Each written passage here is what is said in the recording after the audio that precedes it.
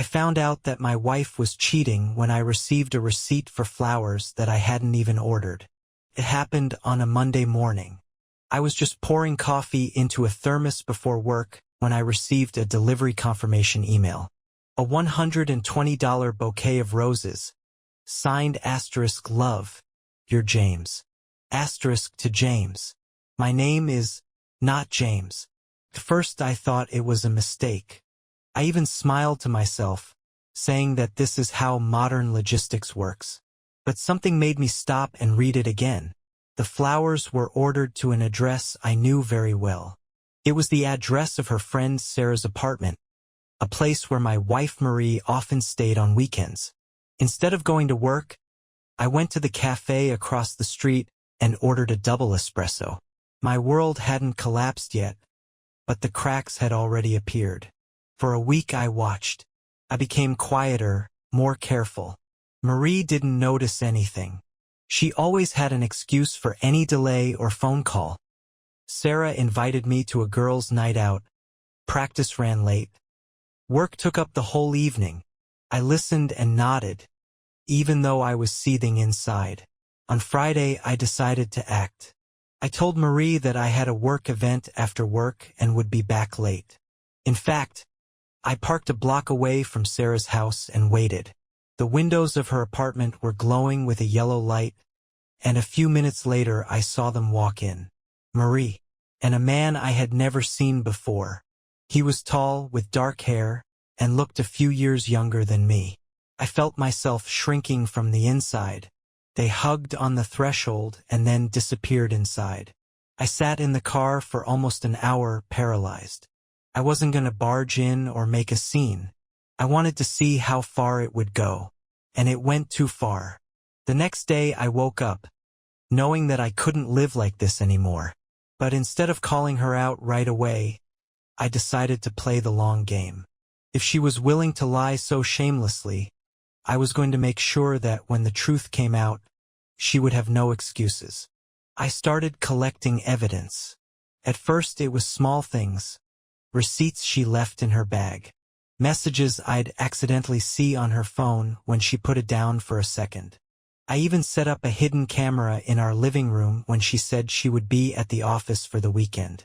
Each new piece of evidence was added to my internal file. I did not cry. I wasn't angry. No, I became cold and calm as never before. A month later I had everything I needed. And then I began to plan my response. Marie did not suspect anything.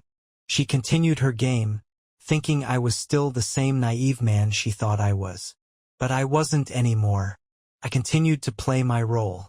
A devoted husband who suspects nothing, listens silently and accepts every lie with understanding. Inside me was something else, a cold, methodical rage that did not disappear for a second. During this time, I planned my every move. I created a separate email account where I stored all the evidence.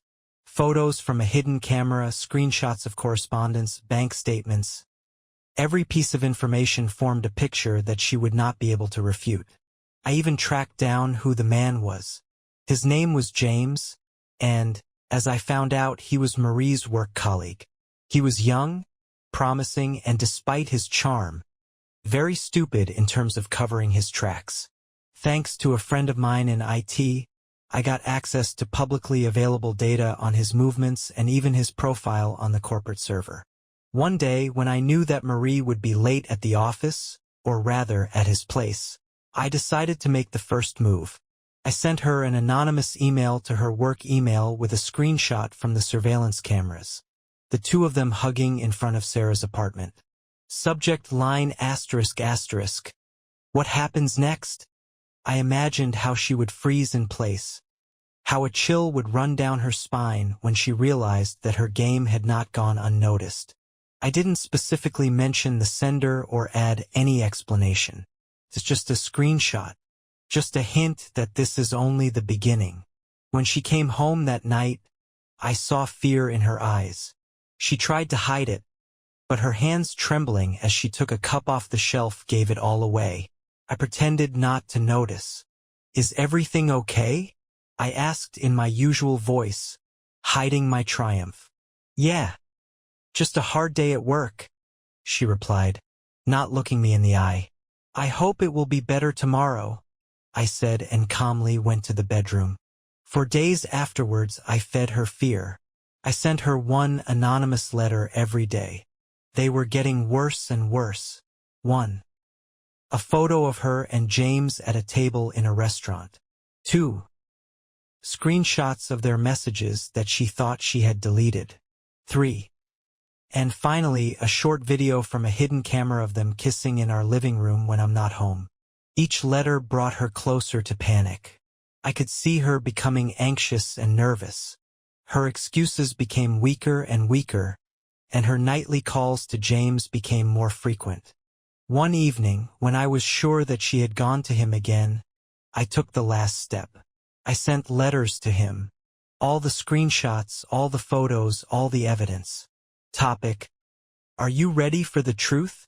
I added one sentence. Your career will not recover as quickly as your feelings. When Marie came home that night, her face was as white as a sheet. I sat in my chair with my laptop on my lap, calmer than ever. Do you have anything to say to me? I asked, not looking up.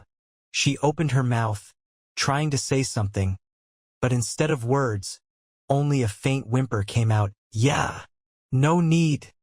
I raised my hand. I know everything. Her eyes filled with tears, but I felt nothing. No pity, no anger. Only relief. You will leave this house tomorrow morning, I said in a steady voice. I filed for divorce. And believe me, your James has a lot to lose too. She tried to approach me, but I got up and left the room. That night I slept in the guest room, and the next morning she packed her things and left. Astérisque final? Not really. A few weeks later, I received a letter from James. I expected threats or excuses, but instead he wrote only one sentence. Asterisk. She told me that you will never know. I don't think she knows you very well. I smiled and closed the letter. The story was over and I was finally free. I thought it was the end. I was counting on the silence after the storm, on the freedom that would come from the moment the door closed behind Marie. But sometimes the real ending doesn't come at once, but unfolds gradually, like a long and heavy epilogue. A few weeks after she left, I finally began to feel the emptiness. At first it was like a breath of fresh air. The house was mine, quiet and without her lying words. But then came a silence that began to depress me. I thought I had gotten rid of the pain, but in fact it had just changed form. It became a reflection. What went wrong? Should I have trusted so blindly? And why didn't I see it sooner?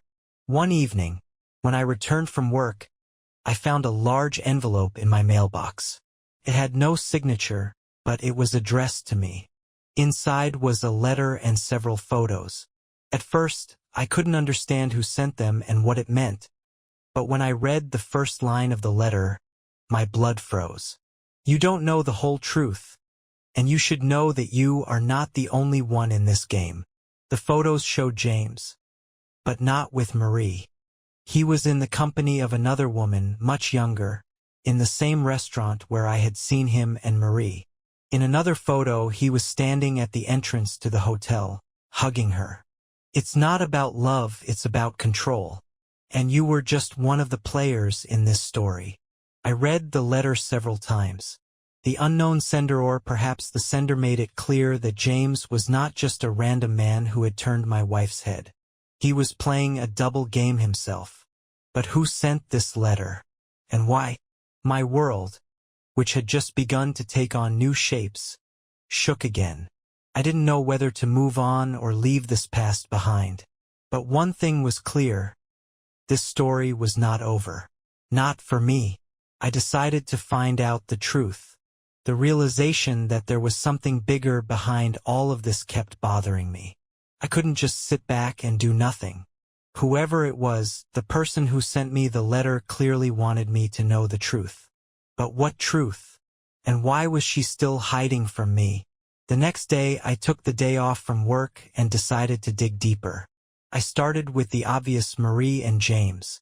I found his LinkedIn page and found out that he had been on a business trip in another city the week before Marie started her communication with him. Was it a coincidence? I didn't think so. I remembered my old habit of questioning everything. If James was not who he seemed, then maybe Marie was not just a victim of her emotions. I took James's number from the correspondence I had intercepted earlier and decided to call him. The call was short, but it changed everything. Hello! The voice on the other end was tense, as if he had already guessed who was calling. Is that James? I asked calmly. A short pause. Who is this? The one whose life you ruined, I replied sharply. Only the problem is that it seems you are not alone in this game either. I heard him exhale heavily. Look, I didn't mean to. It's not what you think. Marie? Is she what? I interrupted. Is she yours? Like that other woman from the hotel? Silence fell again on the other end. Now he was trapped. Who told you that? He finally wheezed. It doesn't matter. Answer me, James. What does this mean? Why were you with her and someone else? Was it just an affair? Or was there something more? He was silent even longer than before. You should stay away from this, he finally said. Just forget everything while you still can. And he hung up the phone. While you still can. These words rang in my head. It was not just a betrayal. It was something more darker. My desire to find out the truth only grew stronger. The next step asterisk. I went back to the letter and the photos. If James doesn't want to talk, maybe the other party will. I decided to find the woman he was with in the photo. Her face wasn't very clear, but it was enough for me to contact a few friends who specialized in finding information. A day later, I received a short file. Name: Amanda Rains. Her place of work was a financial company where Marie used to work. Coincidence? No. I no longer believed in coincidences. I decided it was time to meet with Amanda. And if she knows something, this time I'm going to find out everything. What happened next? All roads led to something much bigger than personal betrayal. And the deeper I dug, the more I realized that I was part of a game that started long before me. The next day, I went to meet Amanda Rains. It was easier to find her place of work than I expected, the building of a large financial company in the city center. I lied at the reception that we knew each other and that I was here to return a lost document to her. When the receptionist called Amantha, I could hear her voice through the phone. What document? She said, irritated. But apparently her curiosity got the better of her. A few minutes later, she was standing in front of me. Amanda was younger than I expected, but confident. A suit, a reserved smile, and an attentive gaze. She studied me as much as I studied her. So, what did you want to convey? Her voice was as cold as ice water. I took an envelope with copies of the photos out of my pocket. Maybe you can explain it to me? I handed it to her, watching every change in her expression. She slowly opened the envelope and, seeing the photo, Amanda's face turned pale. Where did you get this? She whispered. From someone who thinks I should know the truth. And I think you know more than you want to admit. She looked up sharply at me. It's none of your business. Forget about it while you still can. Forget. My voice rose now. My wife was part of it, Amanda. Part of whatever it was. And if you think I'm just going to walk away, you're sorely mistaken. She looked at me for a few seconds before she sighed heavily. Okay, but there's nothing romantic about it. What you saw was just the tip of the iceberg. James? He didn't get your wife involved out of love. It was a scheme. A big scheme. I felt everything inside go cold. What is the scheme? Amanda looked around for a second, as if afraid that someone might overhear. He was not working alone. It was financial fraud. The company he worked for used his connections to scam money. Your wife may not have known what she was getting into, but she certainly didn't feel sorry for him. She was just part of the chain. And you? I asked, watching her face twitch. The former part, she answered quietly. I quit when I realized it had gone too far. Scheme. Fraud. The chain. Asterisk asterisk, my stomach clenched like a vice. It was all much worse than I had imagined. What should I do? I finally asked, feeling that I was already on the edge of an abyss. Gather everything you have, Amanda said, looking directly into my eyes. And do it fast, because if they know what you're digging for, they won't stop. She turned and walked away, leaving me standing in the hallway with the feeling that my little revenge had turned into something bigger. I thought I was exposing a betrayal. Now, it seems I was exposing a whole criminal scheme. But I wasn't going to stop. Amanda disappeared as quickly as she had appeared, leaving behind only more questions and the deafening cold of fear. But fear no longer controlled me. Now it was an obsession with the truth. Gather everything I have. Her words echoed in my head without end. I knew that the next step was either to find answers or to completely destroy what was left of my life. But I wasn't going to back down. Marie's check. I came home and started with her old things. Marie had left some documents that I had previously considered unimportant. Old bank statements, work contracts, even notebooks with notes. All this was just background noise in my house until now. I laid everything out on the kitchen table and started looking for patterns. And I found them. Among the many little things, there was one page. Contact information for a company called Leiden Partners. Small handwriting and the inscription, meeting 14.00, discussion. The date was last year, about a week before Marie began her communication with James. I put the name into a search engine. Nothing suspicious.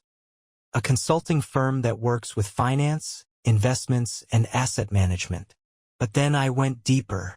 Among the results, I found a mention of a small scandal 2 years ago. Several key partners left the company under the pretext of differences in vision. It was a trail. Meeting Alec. I thought of my old friend Alec, a former investigative journalist. We hadn't spoken in years, but he was the only person I could turn to. You have 3 minutes to explain why I should help you, he said when we met in a dark bar on the outskirts of the city. I put an envelope with a photo, copies of documents, and my brief explanation in front of him. At first he listened in silence, but when I mentioned Leiden Partners, his eyebrows flew up. Are you sure you want to get involved in this? He asked, looking through the documents. I've already gone too far. Alec nodded. Okay, give me a couple of days. If this firm is really involved in financial schemes, I will find the threads. First results. 2 days later, Alec called. His voice was tense. Listen carefully. Leiden Partners is a front. Several shell companies are hanging around them, scamming clients out of money through fraudulent investments. And now the main thing, James worked with them but not as a victim. He was their intermediary. And Marie, I barely recognized my voice. It looks like she was in its orbit for a reason. But I found something more interesting. They're watching you. These words hit me like a brick. What does it mean to be watched? Someone already knows you're digging deeper. If you want to get out of this alive, you need a plan. Solution. I did not sleep that night. My life had turned upside down from the moment I received that first letter in the mailbox. The feeling of danger was now everywhere. In the dark windows, in the sounds of the night city.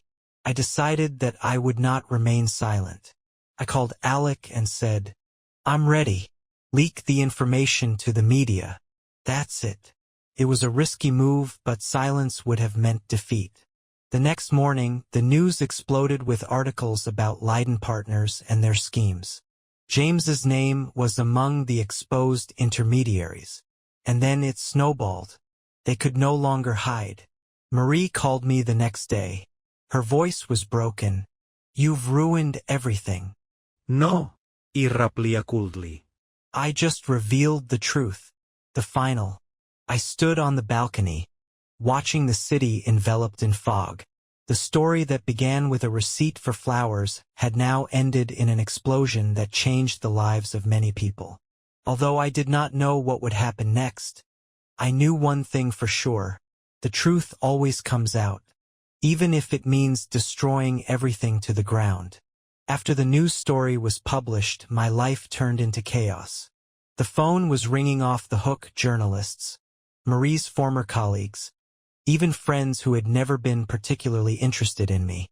Some people called to support me, but most of them called to find out gossip. On the surface, I had won. James was fired. His name became a symbol of greed and deceit. Leiden Partners was falling apart under the pressure of investigations, and the company's leaders were trying to save their own skin. Marie disappeared from my life as quickly as her reputation. But the joy of victory did not last long. One evening I came home and saw that the door was open. There were no signs of a break-in, but everything was different inside. My things were on the floor. Documents from my desk were scattered all over the room. I walked around the apartment, feeling anxious. There was a note on the couch in the living room. Asterisk, do you think this is the end? This is just the beginning. The note was written in block letters, but I knew that this message was not from random hooligans. Someone was letting me know that they were watching my every move. New investigation. I called Alec that evening and told him everything. "This is a warning," he said seriously. "They want you to stop. You need to be more careful." "What if I don't stop?" I asked, gritting my teeth. "Then get ready to strike back." Alec started digging further. Meanwhile, I decided to be proactive. I installed cameras around the house and moved important files to an external hard drive. Every step was cautious. Every day felt like walking on a razor's edge. Meeting the shadow. A week later, I received a call. The number was unknown. "Go out to the backyard. You should hear it for yourself." The voice was cold, masculine, and did not tolerate objections. I felt trapped, but I couldn't ignore it. I went out into the yard, clutching the phone in my hand. A figure stood in the darkness, a tall man in a black coat. "You made a big mistake digging that up," he said, coming closer. "And now what?" I tried to sound confident, although my heart was pounding in my chest. "Now you choose. Either you forget all this and move on with your life, or we make sure that no one believes your version. Everything you have, your job, your friends, your freedom, will disappear in an instant." I looked at him, realizing that they had already reached the edge. It was blackmail. "And how will you do it?" He smiled. "Your wife. Her disappearance will only be the beginning. You know how it works. One day a story appears about a man who went too far. They wanted to destroy me." Controller. I came home and gathered everything I had. Documents, photos, notes. I handed them over to Alec and several other journalists at the same time. If they wanted to silence me, I was ready to shout even louder. On the same day, a new article appeared on the internet. Asterisk Leiden Partners Shadow Network. The truth comes out. Asterisk contained names, facts, schemes. Everything I had been collecting for months was now publicly available. I knew they would not stop, but now I was not going to give up either. Final. A few weeks later, the police began detentions. James, the company executives, even some people whose names I didn't know, were exposed. My wife also had to answer for her role. One day I received the last call from Alec. "Congratulations, you did it. But it cost you everything." He was right. I have nothing left of my old life. No wife, no friends, no naive faith in people. But when I went out into the fresh air that morning and saw the sun breaking through the clouds, I realized that this was the price of the truth. And I was ready to pay it. The truth always has a price. But sometimes it is the only thing that matters. Several weeks passed after the final exposure. The city returned to its normal rhythm, but my world was still in ruins. The truth I had worked so hard to bring to light had destroyed everything I had ever been attached to. My name has become synonymous with scandal. People whispered when I walked into cafes. Neighbors avoided eye contact, and some colleagues at work quietly advised me to take a temporary break. In their eyes, I was a hero who had gone too far and was now paying the price. Marie. I have not seen her since she was forced to testify. I was told she had moved to another state, perhaps hoping to start over. Everything we had became chapters in my head that I would rather not open. Alec was the only person who still kept in touch with me. His articles had exposed large-scale corruption networks and he was recognized, but even he recognized that when you fight shadows, sometimes you become one of them. The last trace. One day I received a letter. It was on the floor in front of the door of my new, small apartment. It had no return address or signature. Just a short message. Asterisk, some names you don't know yet. It's not over yet. A photo was attached to the letter. It showed a man in a hat coming out of an office belonging to one of Leiden Partners' subsidiaries. I recognized the building. It was a place I had seen in the early stages of my investigation, but I hadn't given it much thought at the time. I knew it was a trap, but I also knew I wouldn't stop. The next day I went to that building. It was almost abandoned now, with empty windows and a silence that made my footsteps sound too loud. Inside, everything looked like someone had left the office in a hurry. Old files scattered on the floor, monitors still flashing without a signal. I found another note on the table in the corner. Asterisk, you are close. Trust no one. Who was this unknown? Who kept leaving clues? I looked around and for the first time in a long time felt that I was not alone in the room. The end? No. It was just the beginning of a new chapter. I knew someone was watching me. That elusive, tangible look when you enter a room or when the footsteps behind you seem too rhythmic to be accidental. I looked around, but all I saw was emptiness. Whatever it was, the game wasn't over yet. When I got home that night, I locked the door with 2 locks and pulled down the blinds. The letter was still on the kitchen table next to the photo. Trust no one. These words drilled into my brain. Who is sending these messages? Why am I being dragged back into this swamp? I pulled an old laptop out of the closet, the same one I used for my first investigation. I'd long ago wiped all the files off it and encrypted access, but now I needed it again. I downloaded everything I had: documents, photos, Alec's articles, even a message from Amanda. At night, I sat in front of the screen, just like in the old days, putting together a puzzle that could not be completed. Leiden Partners was just a facade. But who did they really belong to? Who was the man in the photo? And why did they allow me to get closer but not destroy me completely? A call in the middle of the night. The phone rang around 3 in the morning. The number was hidden. Hello? My voice was hoarse. Don't you understand yet? The voice was female, cold and painfully familiar. Amanda? I sat up on the bed. You're going the wrong way, she said. This is not a game, and you are not the main player here. What do you mean? Who is this man? Who is sending me the photo? He wants you to remember. Think about the beginning. Her voice was quieter now. How it all began. Leiden is just a name. You're digging into a past that could have stayed buried. The connection was cut off. I sat in the darkness, feeling the cold chill in my bones. Think about the beginning. Amanda's words echoed in my head like a mantra. The beginning. I pulled old files out of the closet, the ones I'd kept from the very beginning, when I first started gathering evidence against Marie and James. As I was looking through them, I came across a copy of the first email that started this whole avalanche. It was a receipt for flowers. * order for James. Love, Marie. But the longer I looked at the email, the more I felt that something was wrong with it. The date, the sender's IP address.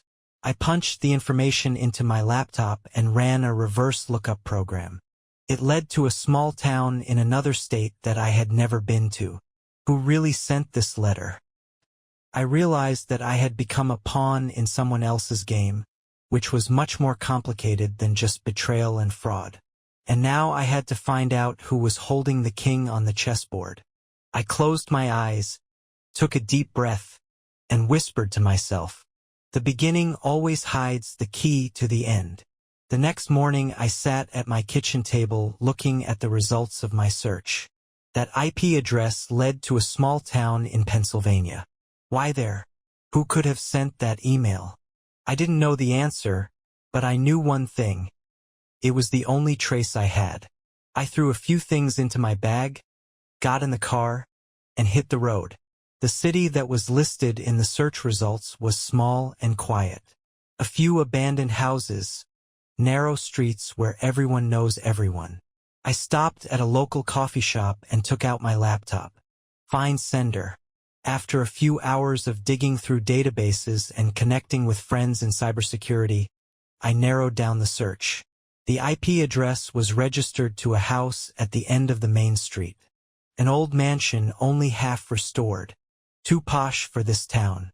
I parked across the street and sat in the car for a few minutes, trying to calm my breathing. * Whoever is out there is waiting for you, an inner voice said. I got out and went to the door. I knocked. Silence. I knocked again. A few seconds later, the door opened and a middle-aged woman stood in front of me. Her hair was pulled back in a sloppy ponytail, and her eyes looked at me with the same cold interest as Amanda's voice. "You are really here," she said. "Who are you?" My voice sounded confident. Although everything inside me was shrinking, she stepped aside, gesturing for me to come in. Inside, the house was almost empty, except for a room with a table and a few old chairs. There were papers, documents, and photos on the table, and among them familiar faces. Marie, James, Amanda. "What's your name?" I asked. "Call me Ellen," she replied, sitting down across from me. "I think you can already guess that this is not just a story about betrayal. I want to know the truth," I said firmly. "From the very beginning." Ellen smiled. Her smile was devoid of warmth. "It started long before you, long before Marie and James. Leiden Partners is just a front. It's actually part of a network that's been around for decades. Fraud, money laundering, pressure on competitors. The people behind it don't want to be exposed." "And why are you helping me?" I asked. She nodded at Amanda's photo. "She was my sister. When she tried to escape the game, they destroyed her life. She only wanted to warn you. Is Amanda alive?" My voice trembled. Ellen looked away. "No." "But she knew you were the key. You're not just a random person who found out about the betrayal. You were dragged into this on purpose." "On purpose?" A chill went down my spine. Ellen nodded. "Marie didn't just work with James. She was one of them. Your life has become a trap to eliminate someone else. You're just a cog in the machine." At that moment, everything collapsed. Marie, my wife, she knew about it all from the beginning. I wasn't a victim, I was a tool. "Final? What do you want from me?" I asked, standing up. Ellen handed me a folder. "Finish it.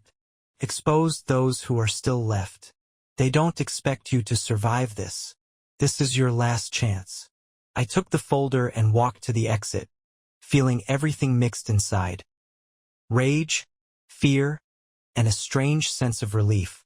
On the threshold, I stopped and turned around. They will come for you, too. Ellen smiled the same cold smile. They are already here. Just be ready.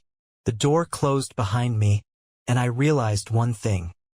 I could no longer return to my old life. But now I had a choice.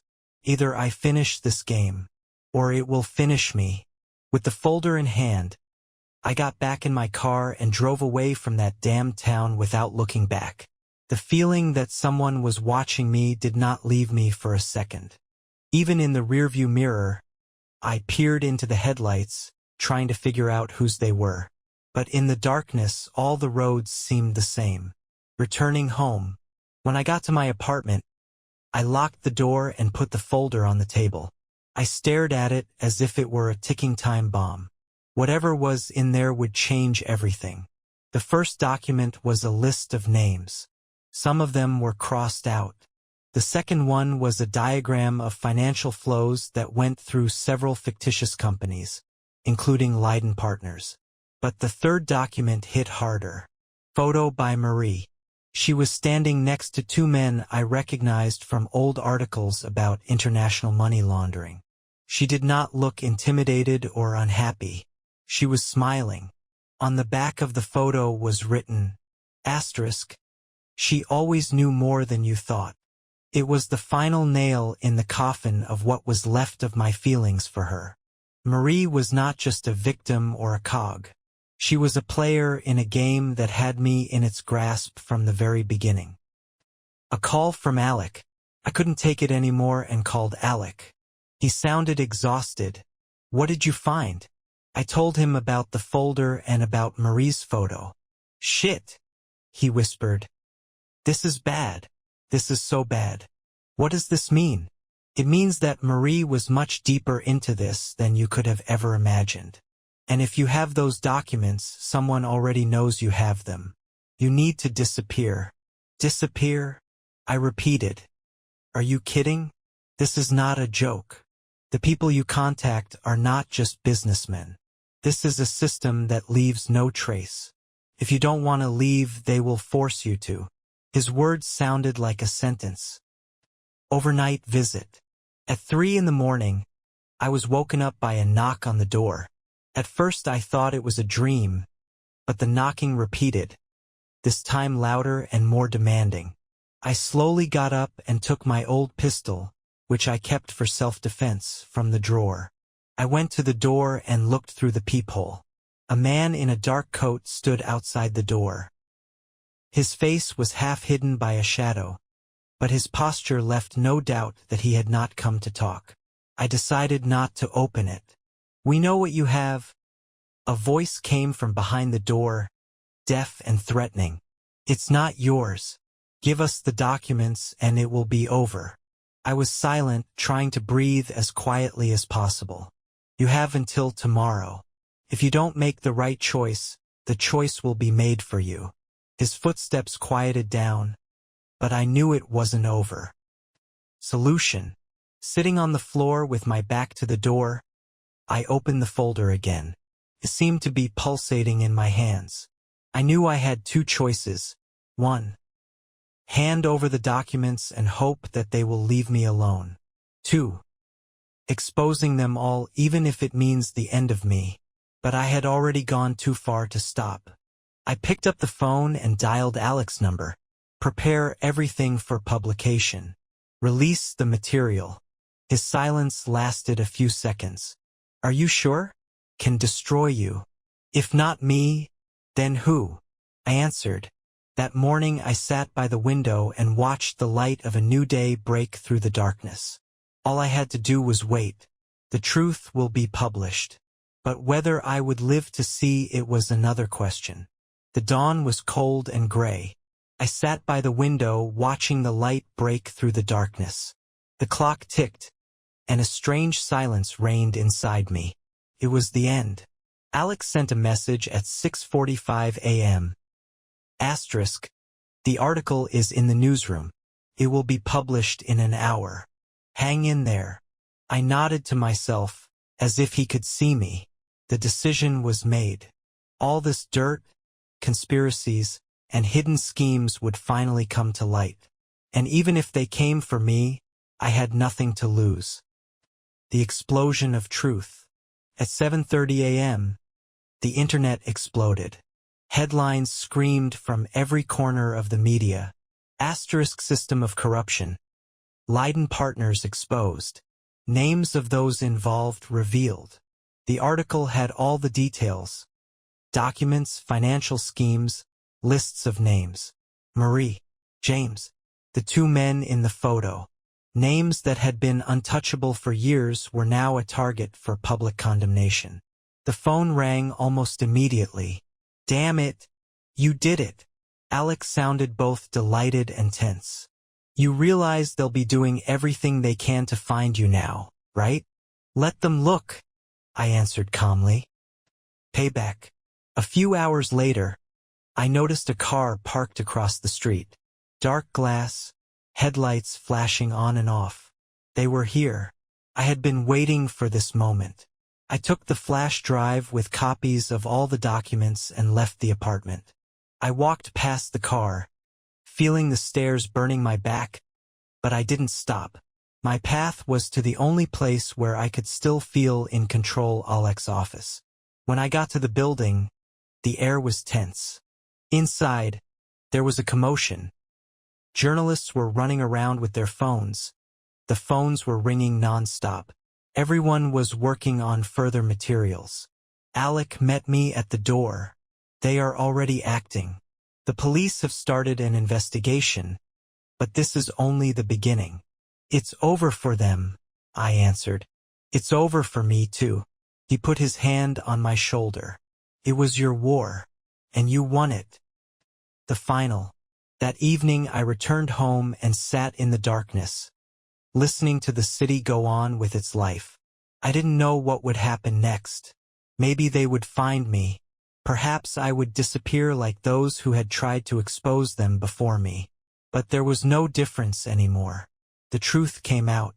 When they knocked on the door, I was not afraid. I stood up and slowly walked over